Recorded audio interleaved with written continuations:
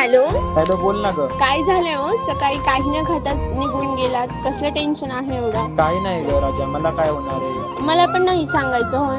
अरे खरंच नाही बाळा, तू नको काळजी करू. बाकी मुले गेली का स्कूलला? तुम्ही विषय नका बदलू, आधी मला सांगा. 2 दिवस झाले मी बघत आहे, तुमचं कशात लक्ष नाही. तुम्हाला काय वाटलं, मला समजणार नाही का? अरे खरंच काय नाही झालं राजा.